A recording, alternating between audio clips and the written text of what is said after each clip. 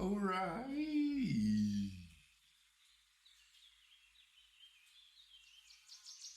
All right. Time to get this started.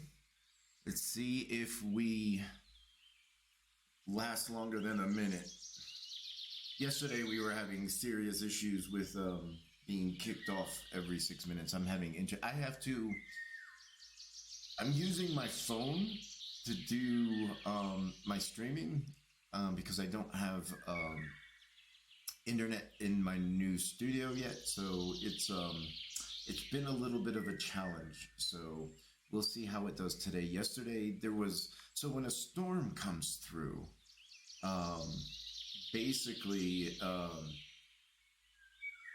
you have the chance of your internet and phone service going out, like mobile, cellular, whatever, like your mobile phones. And it's been an interesting experience here. At least once or twice a week it happens, and it's mostly when a big storm comes through, but it's fine.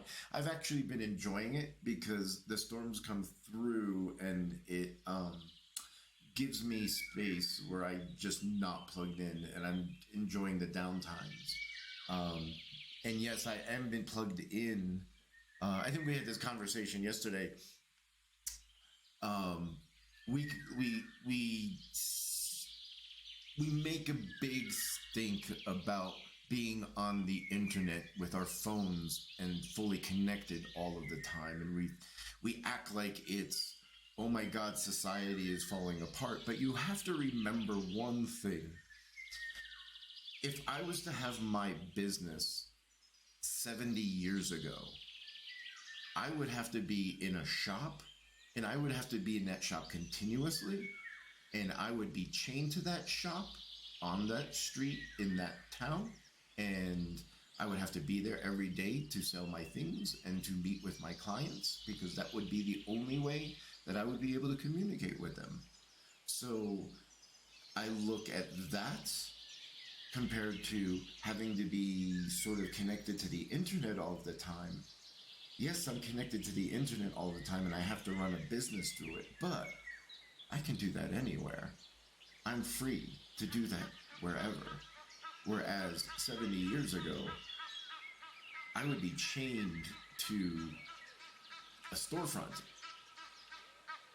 How is that any better than being attached to the internet all the time, but being able to move around?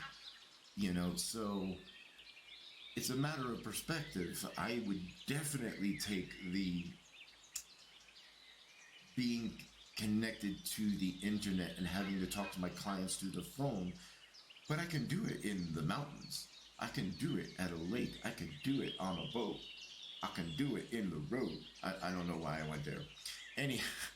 Anyhow,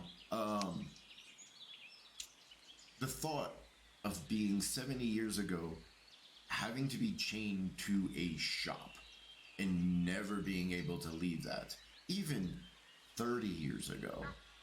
I mean, I know my parents had a carpet business for 60 years, and they were in it all the time. All right, they couldn't. I mean, we can leave when we go on vacation. We can leave on the weekends. We can leave on the evening. But it was shifting the hours a little bit. But a 9 to 5 days a week, you had to be in that place, and you were chained to it, and you could not go and be any. I mean, that's it. And we sit and talk about, oh my God, everybody's so attached to their phones. Yeah, but we're not attached to our spaces anymore. So, I mean, it's a give and a take, I mean, yes, there's a new, oh my God, but it got rid of an old, oh my God, and this, oh my God, is a little bit better. I don't know. That's my take on it. So, that's my morning philosophy, so.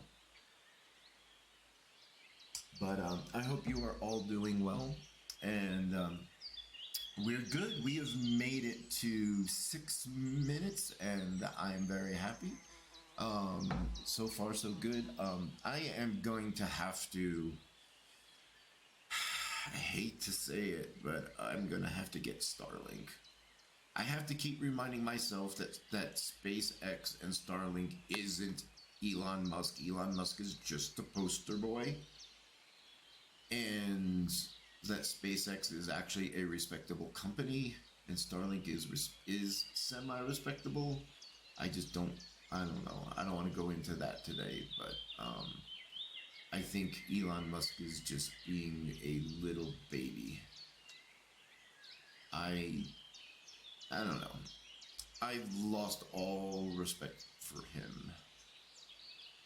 Not the type of champion that I want to follow. So, but you can argue with me if you want about how great Elon Musk is, the next Leonardo da Vinci, but he's not. He's not. He's the latest. I don't know. I can't think of it. I can't think of a famous management person type. I mean, Elon Musk is upper management.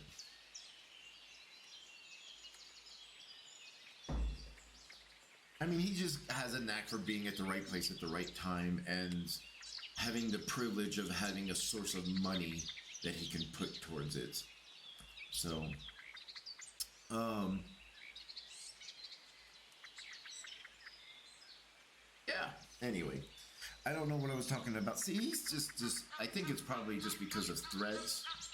And I guess he's threatening a lawsuit against Meta or Facebook now because of Threads. And I'll be honest with you, when I'm on Threads, it doesn't feel like Twitter at all.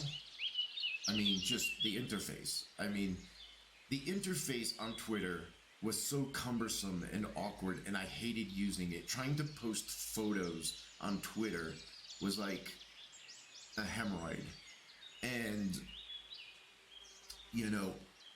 Threads app, it's got issues. It's got some funky issues, like you can't, when you're uploading a video, you need to make sure that you upload it in the unmuted position and make sure that it's not muted, because if you upload a video when it's muted, then your video will post without sound. So that's the only annoying thing that I found with Threads so far is and the fact that they don't do hashtags.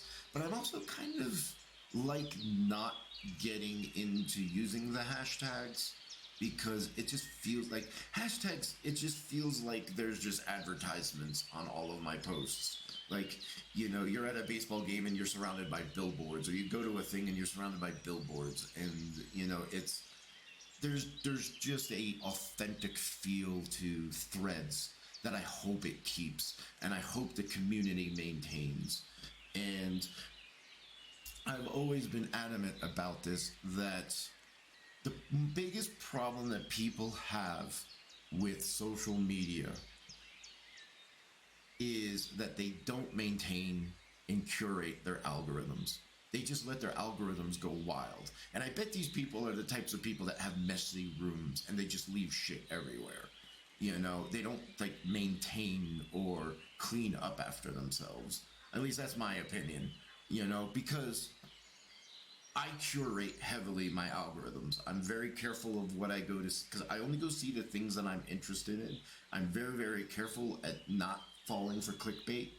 I think clickbait is the biggest issue, where people fall prey to their algorithms getting hijacked.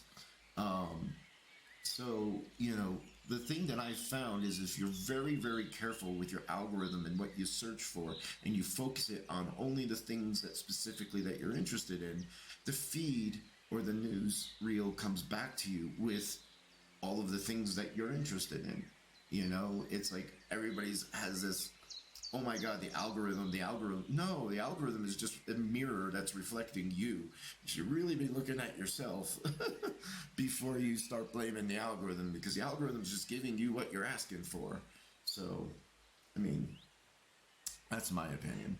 But the one thing that I have been enjoying on Threads, I'll be on, the first day of Threads was just so much fun. It was like the first day of school. And it's still there. It's still good. And I've been very, very careful with how I've curated my algorithm on Threads by not just sort of following everybody, like being very diligent. Like, okay, do what is the quality of your content that you're posting, and do I want to see that? So if I go and I try to, if I'm going to go follow somebody, I will look at their feed and what they're posting, and don't just jump into everybody's any stranger's thread. So just be careful there. Be sure to curate and manicure your algorithms, and you'll have a beautiful experience on no matter what social media platform you're on. So just be good there. I am very happy. It's so weird today.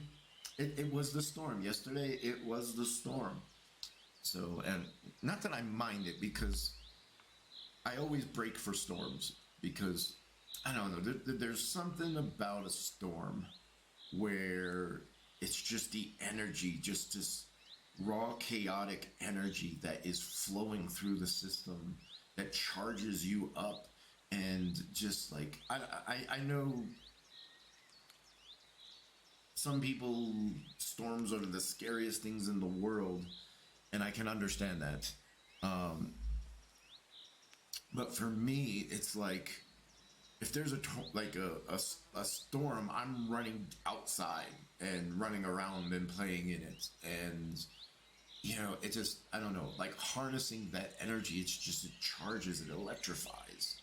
I don't know if that's just makes me strange or what, but just, I also like every type of weather, and I like every season. It's like I guess, like the whole, like, it's just funny when I look back on it now that I feel like I'm more sort of Buddhist natured, amongst everything else, and I look back at it and I can remember a few things that my young self just had this vision to be able to see into it, where like fine, like I used to hear people talk about seasons coming, like winter is like, oh my god, winter's coming, or I hate winter, or oh my god, summer's so bad, or oh my god, it's a rainy day, or oh my god, it's just too cold outside. It's just, I remember my younger self just deciding and having the whereabouts to say, hey, what are the cool things in each of these? What is a cool thing that happens when it's raining? What are the gifts that the rain brings? What is the gift that the winter brings? What does the gift that the summer brings? That, or this sort of type of environment, or this type of setting, and attach to those moments and get excited for each time that those happen. So like, I remember like just sitting there as a kid with a storm coming in and there's nothing else to do and the power's out, just being able to be in that moment, in that presence of the storm, and just experiencing it for what it is and being energized from it. And I took so much from that, and I carry that. So like, no matter what situation, environment, atmosphere, or setting I find myself in, unless there's like, it's cranky, there's no gifts in a cranky environment. If somebody's just being cranky, it's just, everybody's miserable. So, that's usually when I awkwardly start throwing out jokes, and then it doesn't really, I'm getting better at it, but most of the time it just makes the situation worse. So, but after about 6 months of doing these, I'm starting to feel a lot better acclimated with shit. Now, what was I talking about? I'm getting a lot of good snippets for today.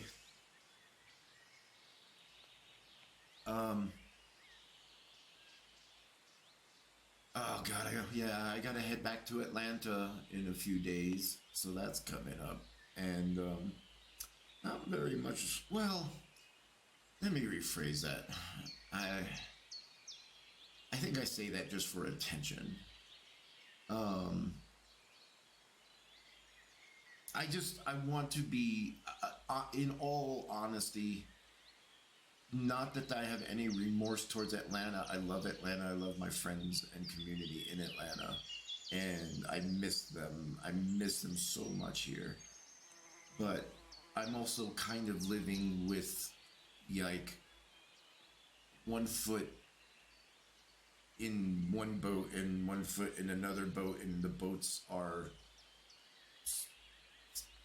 sometimes drifting apart, sometimes getting closer together. So I just feel like I'm dancing, and but I'm just I'm feeling this huge burst of creativity that's about to supernova out of me, and I'm just ready to be settled into the new studios until I can just focus on it because the whole, like, literally 90 plus percent of why I am in Colorado is to be able to be in a situation where I can focus on my artwork and dedicate to my artwork. And I'm 52, so I've got at least 15 to 20 good years still left in me to be able to produce on a consistent basis, God willing. And I got about 30 years of content inside of my head I'm trying to get out, because it just doesn't stop. And I just want to be dedicated, focused environments where I can let that happen and just dedicate to the presence of my artwork and my career. And um, we're really starting to get up on the point in my life where I need to really think about my legacy. And I have produced, like, I've produced so much in this life that it's like, how do I make sure that I capture as much of it and preserve as much of it as possible? It's kind of one of the driving factors, with my sort of upgrade and new website that I'm rebuilding my entire website from scratch. There's a couple of reasons for it. Mostly because the new Squarespace tools are beautiful in being able to lay out your website. The only big issue is there were so many great advances in the Squarespace platform that there is no way to be able to upgrade from 7.0 to 7.1 and beyond. So it sucks because I've got to rebuild the entire store. So I've got to now go and import my, like, that clients. I believe I can do that, but it's basically everything's from scratch. But it's kind of good because I'm doing new studio, new website, sort of this new phase of my life. So it's just like there's this whole big transition into the new, and I'm like really, really, really, really excited about my new website. I feel like I finally have the aesthetic that I've been looking for, but I've been struggling because I haven't had the tools. My biggest issue that I've had is, one, I'm not a coder. All right. I mean, I could struggle through the coding, but I hate it. It takes forever, and I don't have the ability to explain to a coder what I want. Um, because so I would have to illustrate it for them. And the beautiful thing about Wix and Squarespace is I can use them to illustrate what I want, but then I can just do it myself. And that's really what I need in a website as a professional artist. Um, my website is a reflection of myself. It's a reflection of my social media. The worst situation I want to be in is to be where my website is. I have to go and wait for somebody else to do changes to my website, because to me, my website is a living document, and I am on it constantly. Every day I am in there working on it. Because it's a portfolio, it's a museum, it's a gallery, it's a store, it's my journal, it's my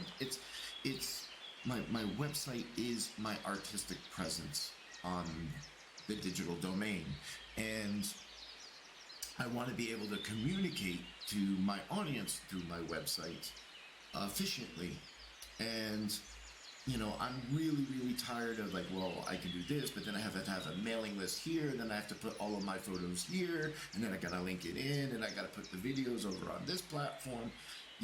It's, I think about 4 years ago was when I had the, oh my God, how am I gonna it's just managing 50,000 different platforms, and it's just so tired and frustrating. And I know people have the comment that, oh my God, Threads is just another thing that we need to add to our repertoire. And I don't look at it this way. I'm looking at Threads as something that's going to be able to weave and thread everything together and kind of actually simplify things for us. So I think that's where social media is moving, especially with Web3.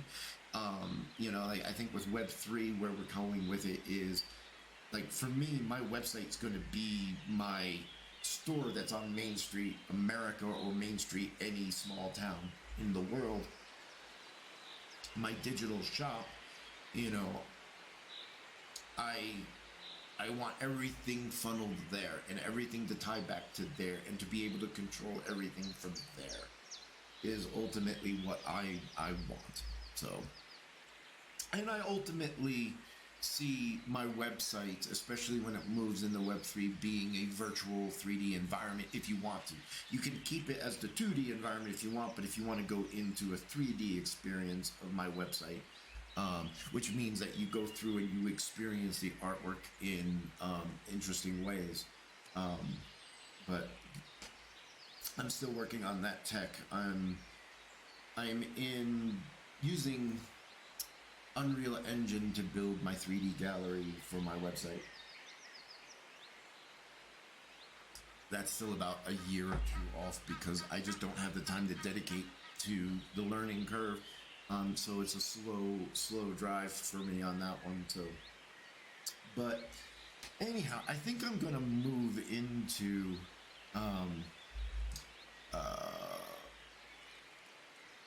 talking about book 4, The Music of the Spheres. So, and screw you, Coldplay. I had the name first, though I didn't come up the worst. The name first.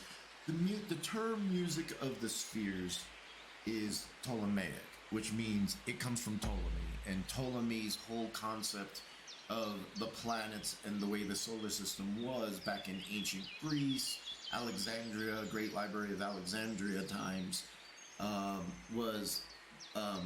they were all these celestial spheres that all ranged in different musical vibrations, and you can look at all of the planets in the universe as the music of the spheres. So that's what music of the spheres refers to, and that is going to be the focal point for book 4. The music of the spheres painting is also a companion painting to the Wandering Wheel, where the Wandering Wheel is the astrological glyphs and symbols, and how they all align with each other. And music of the spheres are the planetary spheres in Western astrology. And it's all about the glyphs. It's all about the patterns and the geometry of the glyphs for the signs and the planets and how they interact with each other. I think, and I'm going to go ahead and just throw this out there, the most important thing about astrology is not the words that people say to describe what it means. The words, I think people get lost, and they're there's too much ego and fantasy and just bleh, that gets thrown into it. What's really important about astrology is that each of the glyphs have certain patterns, and it's basically how the energy of that pattern is affecting the system. So it's kind of like electrical. If you look at it, you can kind of see it as electrical codes of like current flowing and stuff like that. So it's to me, that's the way that I look at it. But what we were gonna flip, so I'm gonna flip into screen mode, and we're gonna go boop, and there we go. So one of the things that I did last year, and it's one of the projects that I'm using as a stepping stone towards a bigger project, but it's just a smaller project where I can experiment with some of my ideas and align them before I put them into the bigger project, and that's a good thing that I have found doing as an artist, especially if you work on big projects. So if you have like this big idea, like a graphic novel or an animation or a book that you want to do, or a game or a card deck or whatever, it seems like a project that is just so vast. It's like, how do you even begin something like that? It's like, you gotta break it down into compartments. Like my Forever is Fleeting series, the little graphic comic that I've been doing. It's just a one-frame comic that I do where I try to knock out one in a day or two. But it's a small little project that's helping me practice and prepare for a graphic novel that I'm planning to start doing this winter. Rather than just jumping into it and figuring it out, it's like, okay, well, I got to figure out about composition, and I really need to figure out what the aesthetic is going to be, and how am I going to play with perspectives and warp perspectives, and what are the colors and the palette that I want to use. So I have a smaller project where I break it down into a smaller segment where I'm just working out those things. I'm working out the palette. I'm working out the line work.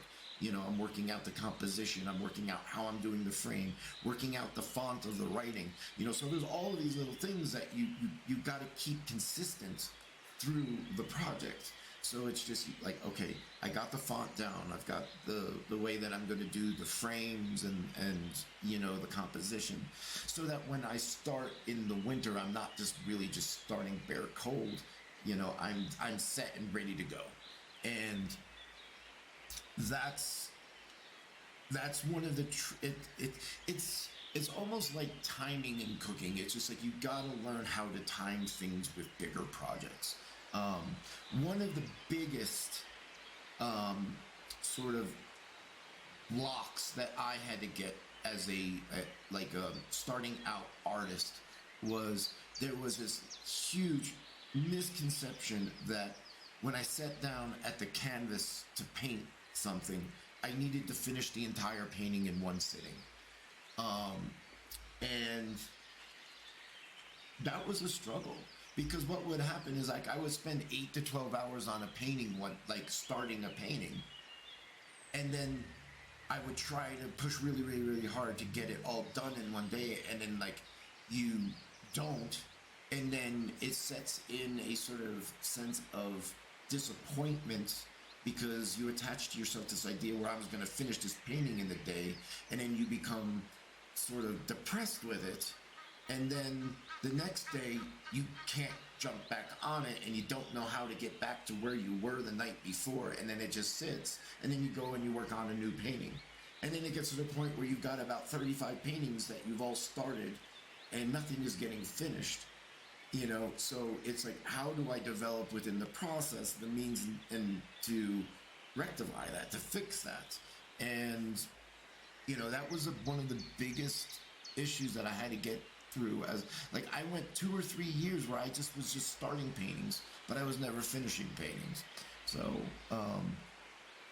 it was just stepping back from the idea that I have to finish this painting in a single sitting.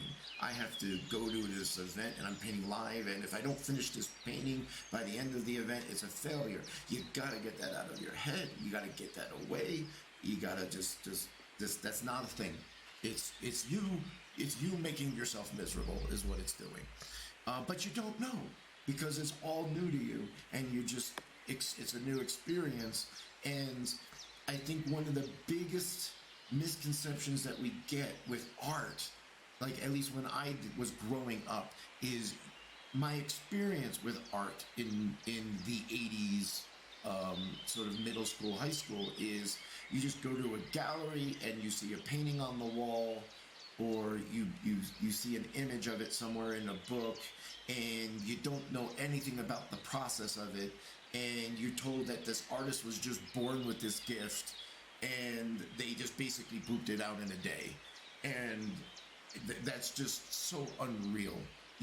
I think like the biggest drawbacks I had growing up. Uh-oh, did I lose? Oh no, okay. Well, you know what? I'm still recording, so I'm going to go. So like the biggest,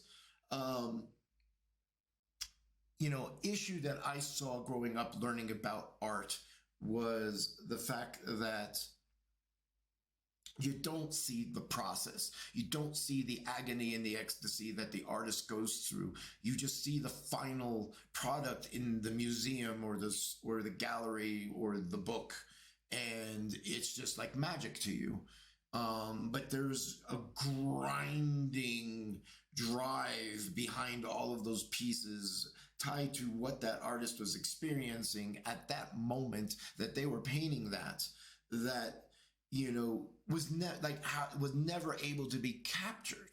And the fact that nowadays that we've got the video and the means and the tools to record that and to share it, and to be in that space where, like, with social media, for me, it's not just about seeing other people's work. It's being able to have a place where I can put the work that I'm working on at a time, that I can reassess my work every week, every day when I'm going to bed. I can review what I just posted, and I can see and I can review my work.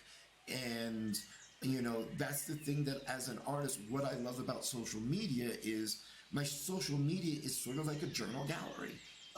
And I've been doing it on Facebook for now 15 years.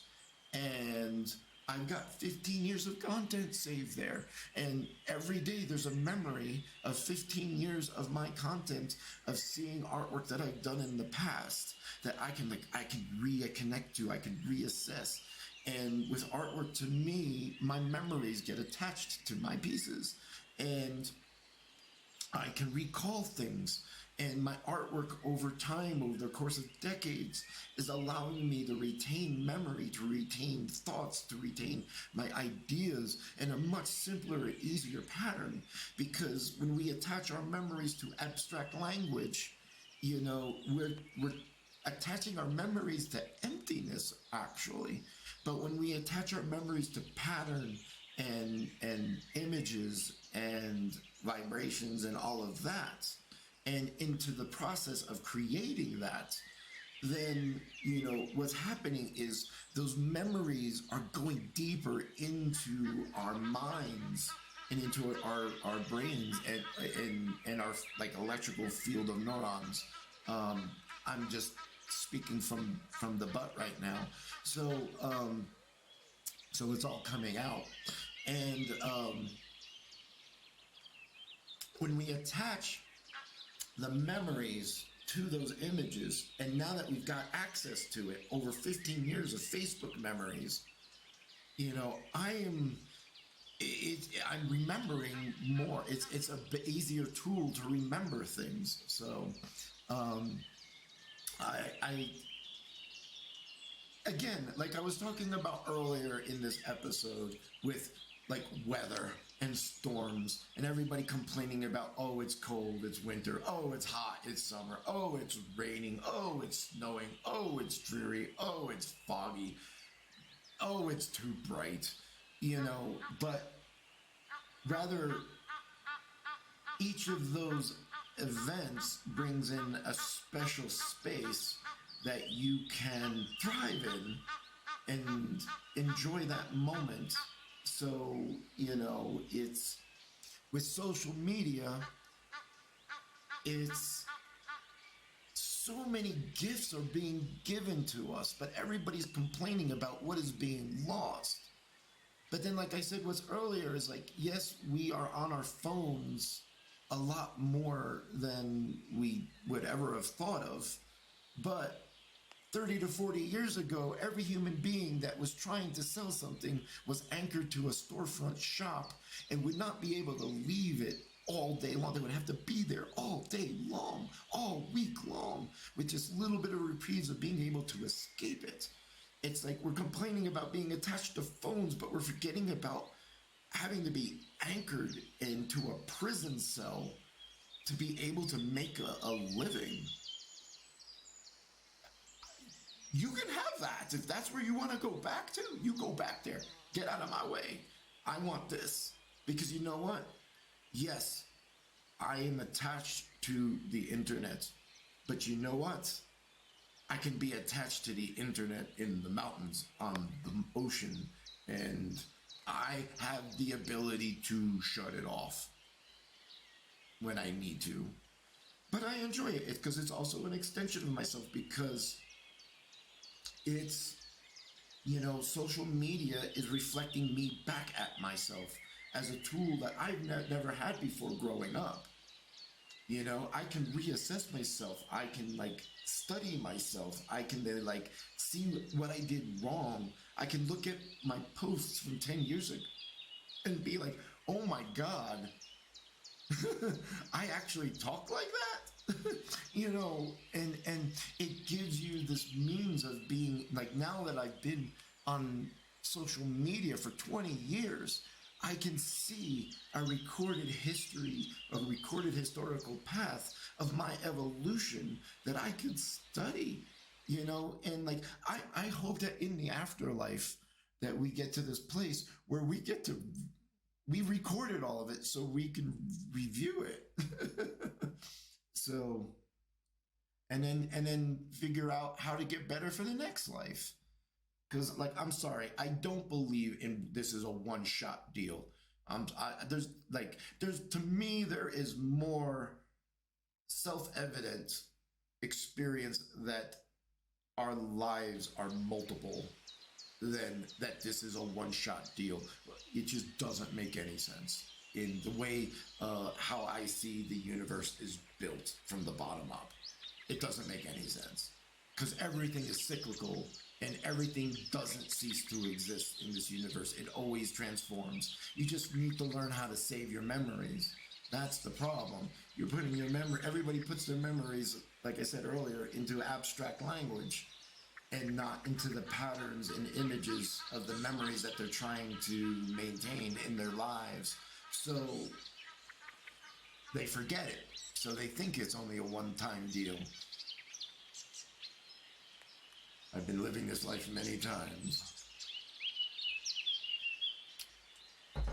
I am pretty sure that I am trying to communicate to myself through my lives, through my artwork at this point. And you can call me crazy. Yes, that might be hallucination. It also allows me to create some pretty cool stuff that is my career and product that gives and sustains my life. So I'm not going to complain about it. And if it's not true, at the end of the day, like a submarine imploding underneath the water faster than the signal can go from your eye to the mind, it ain't gonna make a bit of difference. So we are at 38 minutes. Okay, so this was actually a good test. So I am phasing in and out of being live just because I'm using my phone as a hotspot to stream. Very impressive that we've gotten to the point where I can stream all of this through my phone hotspot, but it also eats up all of my data. And then sometimes when they throttle me, it cuts off my signal. I need to just not react to that anymore and just keep going because I'm recording this. And then I can always just post it after the fact. So that's the big valuable lesson of this weekend from yesterday into today. So, again, every difficulty, mistake, mess up, fall, something falling down and not working right, oh, it always makes things like it always makes you rebalance things so that it doesn't happen again, or it makes it harder for it to happen again. So to me, again, storm coming through, there's a gift in every single bad experience or just something that feels like it's difficult. There is always a gift that is being given with a breakup, with a loss of a job, with a this, that, or the other. It's just, there's just always a new wind of new space that is coming in, and you can either attach to the shadow of the experience, which, don't get me wrong, you need to experience that too, but again, it's all about attachment. Just knowing how to let that go, and then being able to use the gift that is coming in as the vessel to carry you through the dark shadow that you're in. That's the trick that needs to be learned by every living being, is how to do that. If you can learn how to take any just awful experience that you're going through in the moment and understand that you're going to get through it, and to be able to embrace that shadow part of it and learn from it, but not attach to it, and see the gift that the experience is giving to you that you can attach to and use as the vessel to get through it. That is the most valuable lesson to teach a young person, because with that one simple tool, you can pretty much get through 99.9% of everything the universe is going to throw at you. So the other 0.01% is the brick that hits you in the face, and that's a little bit harder to deal with. So anyhow, I'm all over it. Well, there is an interweaving, winding road that is connecting everything that I've talked about this hour. So it's coming. But anyhow, back to the books. So in the books today, I am starting the preparation. I've been slowly kind of letting it peek out into the different venues of social media that book 4 is coming. And what a book is just a term. Like what I did last year was I started to, and this was an idea that's been percolating and developing for about 2 decades, of how I always wanted to be able to present my artwork, and how I wanted all of my my entire body of work to be able to work with each other. So last year, what I did was I started to take a lot of the paintings and images that I've done over the past 15 to 20 years and start to curate them in some sort of way that was just easy to absorb. Because I've got a lot of paintings and I've got a lot of work. It's almost like reading Terry Pratchett's Discworld. It's like, where do I even start? And that's kind of like the inspiration for this, is to be able to just jump in wherever you feel that you are drawn to. With the whole story of the Holy Grail, the whole point of that story is when they go on the journey into the forest to search for the Holy Grail, every single knight goes in their own specific entrance into the forest, because every knight and every person has their own journey to get to that symbol of that grail or whatever it is that they're looking for. They need to go on their own journey. And to be able to experience a story where everybody is experiencing it in a different way, and then you get the whole gist of the story by coming together and talking about your experiences with that story, and then through that, an overlying oversoul of a story, the overstory starts to reveal itself. So everybody has individual stories that they experience, but then there's the overstory that everybody experience, that starts to experience by talking about the experiences. So I think that is going to be one of the newest sort of mechanisms for storytelling in the 21st century is not this linear progression of one page after the other, one book after the other. It's going to be this universe that is built that everybody experiences their own way in the ways that they want to into that story, and then through that all of the story, the over story gets revealed, and in the way that all of the different people reading their own versions of the story start communicating, it's just a whole nother level of experience that I'm looking forward to and I want to explore. Anyway, that concept is what I'm trying to drive my artwork towards. So every piece that I do, every painting that I do, has a story that is onto itself. It's a complete story, beginning, end, has a meaning. But then the idea is that at the end of every story can lead to the beginning of any of the other stories. So you go to whichever one that you feel like you want to go to next. There is no linear means or method to the story.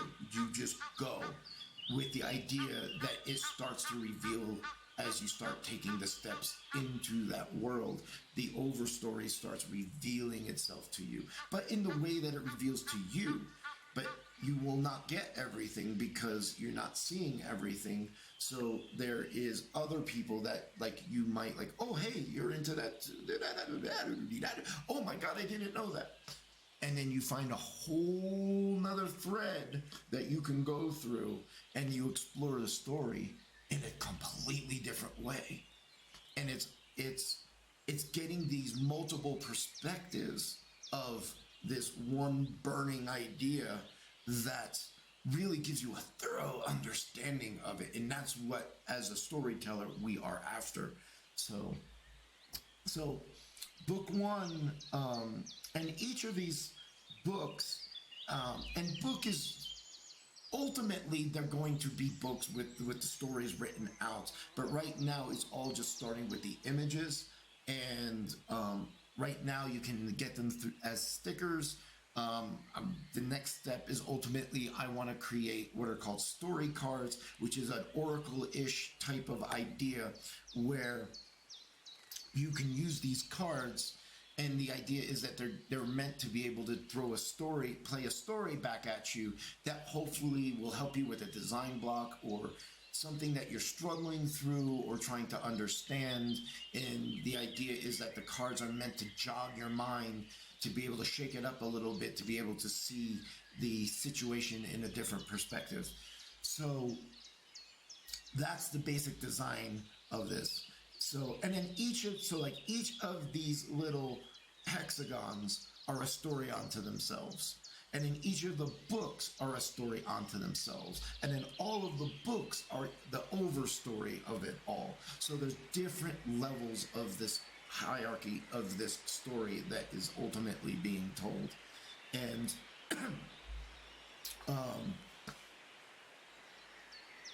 so each book comes with 7 chapters. There's an 8th chapter, but it's really an epilogue, and the epilogue is associated with the one image that is defining the book.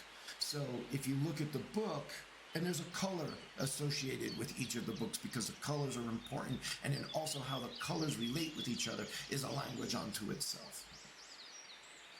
So in book 1, it's basically the Wandering Wheel, and the main painting for each that defines each of the books are a painting from a series that I do called the Masterworks.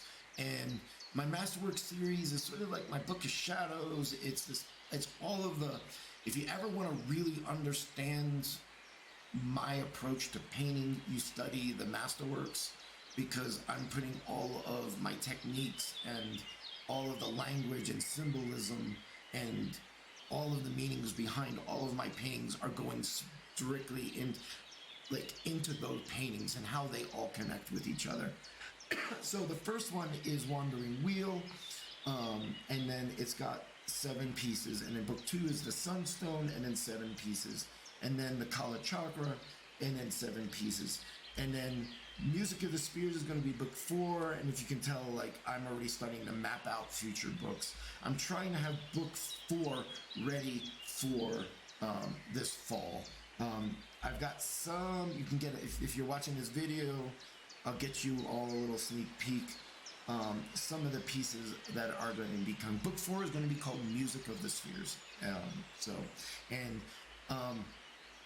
The other thing about each of the books is the first of the chapters is going to be like,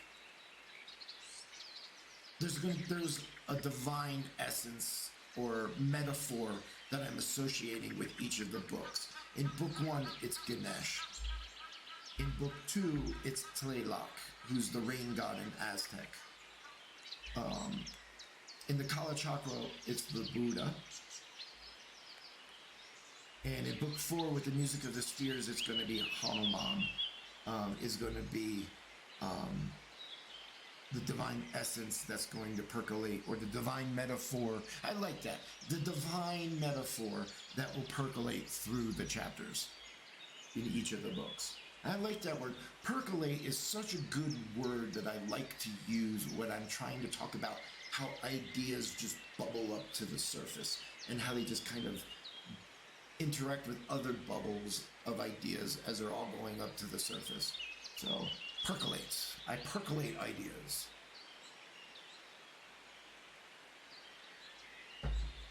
Percolation. I'm trying to find my digital identity.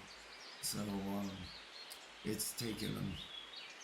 I think 2009, quick sidebar, 2009 was when, no, before that. Oh my God, it's older than that. I think it was around 2006 where I first started playing with YouTube and a webcam, and just like, I had no idea what I was doing. I did it for about 4 or 5 times, and I'm like, I suck at this. I don't want to do this. And then I just threw it off to the side. And then I would come back every 3 or 4 years to try it again. When the pandemic hit, that's when I found Twitch. That's where I really started practicing streaming. That's awful. There's probably 40 hours of me crying to myself out there somewhere in the internet. I hope nobody finds it. You know, now I feel all of these failures over the past 15 years of streaming are finally getting me to the point where I'm feeling what my voice online is going to be. And it's just, even with this, even with Creative Coffee, which was started back in December, you know, felt awkward. It's just 6 months now into this. And I told myself in early January, just keep doing it. Just keep doing it. Even when it's awkward, even when you're tired, just get to the mat, get to the camera, get to the stream, flow. Just iron out the wrinkles. You know, ultimately you will like cut out the chaff, you'll cut out the fat, and you'll just become streamlined, aerodynamic, find your, like, that's the other thing that, like, don't be too hard on people that are using TikTok or videos of dancing or this or selfies, because they're using the tool to be able to use it as a reflection to find themselves. Yes, it could be fake because they're experimenting. All right, people are experimenting, so yeah, it's going to come across as fake, but they're using it to find their authentic self. And after years of using it, they're going to find the authentic self, because we all do. I mean, ultimately, we do find our authentic self because we get rid of the things that aren't going to be serving us. So the fake stuff ultimately goes away, you know, because it becomes empty, and we realize it's empty because it becomes boring. And I guarantee you, every person that is doing these stream dances on TikTok or, you know, and all of that, go talk to them 10 years from now. It's going to be one of those embarrassing phases of their life that they went through. But it's awkward because baby steps. We're all learning to work, and we've got these amazing tools. This is where I'm gonna kind of wrap this all up. Again, coming back to social media and like like this new Thread social app that's out there. You know, we've got these amazing tools that have been given to us that we're using to find our authentic selves. And yes, it's awkward. It's putting ourselves in a vulnerable space. We're putting ourselves out there. But, you know, the fact that I have the ability to take my artwork and put it into a social media form where I can reassess it and I can see it reflected back at me, so I can see where I'm making my mistakes. It's the same with the video on TikToks or YouTubes or whatever. I can reflect back this video of myself where I can like, oh my God, I do that. And then I can stop doing that. I can get the nervous ticks out. I can feel authentic. And then I can feel like I'm finding a closer like place I can be for myself. And I think we need to stop being very, I know, because I'm hard. I'm like, oh my God, why are people like, no, it's just, these are all tools people are using to find themselves. And it might not necessarily be the tool that you want to use, but I'm sure you're finding something that's doing the same for you in its own way. 4chan. Oh, God forbid. But, but, you know, it's just, we just need to stop being hard on each other. We make mistakes. We say something stupid. I've said so many stupid things on social media that I regret. You know, probably not as bad as many out there that keep doing it over and over and over and over again. But, you know, just, we're all finding ourselves in the 21st century. It's not the 20th century anymore. Your 20th century solutions are not going to help you solve 21st century problems. We are being given the tools that the 20th century are giving us to be able to solve the 21st century problems. And yes, we're all struggling. We're all working through it and we're all scared because it's opening up a universe that was all fantasy for most of our lives is now becoming a reality. Star Trek is becoming real, you know. Tricorders are real. In fact, the things that like phones that we have in our hands now are far more powerful than what were displayed in tricorders in Star Trek back in the 1960s. So anyhow, just, I know we're all like, another social media platform just landed called Threads, or like, oh my God, another thing that we've got to deal with. I'm looking at it as a space where I can reassess my social media output, and I can refine myself and I can redo it in a better way. And it's going to be I look at Threads as something, and the way that it's designed so far for me, and it's really easy to use. It's, you know, it doesn't have the clunkiness that Twitter has. Twitter is very clunky to use. I hate it. I hate posting things in Twitter. All right. Posting images in Twitter, like I said earlier, is like having a hemorrhoid. So, you know, yes, Threads got issues, and, you know, Threads is a new thing. Yes, Threads is Meta, but kudos to Meta for finally hitting something out of the park after some major failures. You know, good for you, man. Good for you. And Zuckerberg, I hope you deck the crap out of Elon Musk. I want to watch you just, I mean, I don't know. I don't like saying that, but I think Elon Musk draws it into himself, you know. Maybe that's what it takes for him to figure stuff out. I don't know. Elon Musk seems like a little lost boy right now. Like, really starting to understand that there's a world outside of himself and there's an adult world that he needs to adjust to, that he needs to be a part of, and that the whole world isn't just he's not the prince of the world, you know? Anyhow, I love you all. You'll have a great week. I need to take my own advice and not be as hard on Elon Musk as I am. I just like to vent sometimes. Don't be hard on people out there this week on social media that are trying to find themselves. We're all trying to find ourselves in a new 21st century reality and shed the 20th century skins. So we're all very awkward right now, and we're all trying to make a way through it. And I think our authentic selves will ultimately percolate up to the surface, and everything's going to be fine, and we're all going to survive. And it's like, you know, I don't want to, yoo-hoo, kumbaya, utopia world, because that's boring. But I think we're like going through a new sense of growing pains in ourselves, in our societies, in our governments, in our world, and our approach to the universe. So let's not be hard on ourselves this week.